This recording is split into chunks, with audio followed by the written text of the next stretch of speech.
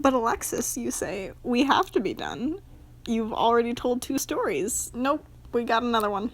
Luckily, this one's less long.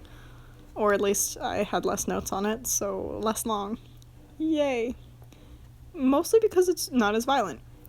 Ghana! We watched a movie about this one too, and despite it being a long time ago, I actually think I remember it best. So the big thing was Pan-Africanism movement, which was that thing about Africa for all the Africans and all Africans working together to become independent and strong, united and liberated Africa under a socialist government. Our dude Kwame, I believe that's how you say his first name, Nkrumah, wanted this real bad and was in the 1945 Pan-African Conference, which was a real big deal. Now, unlike the French, the UK didn't really fight the idea of them, becoming independent. They were real tired from World War II, and they didn't have the resources for another war, and they didn't really care that much about keeping the colony. The Gold Coast, which was what it was called at the time, was allowed to hold elections in 1951 after some protests and civil disobedience, as well as some outright appeals to the government.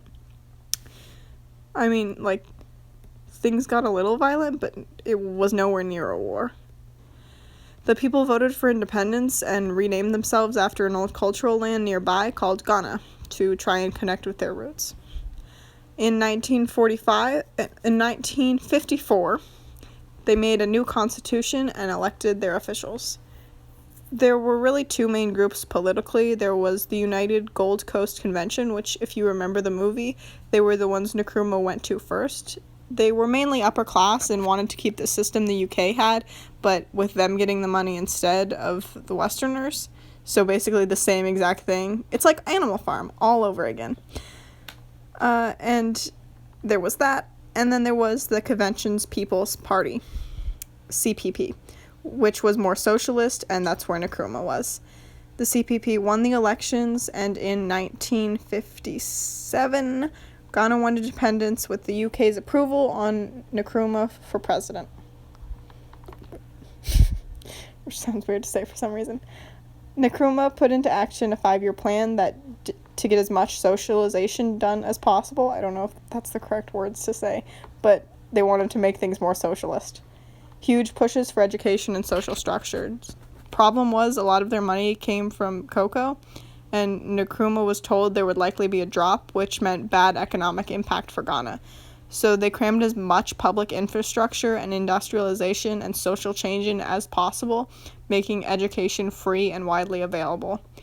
The Akosombo Dam was built 1961 and 1965 and partially funded by the US. It was a pretty big deal industrialization-wise.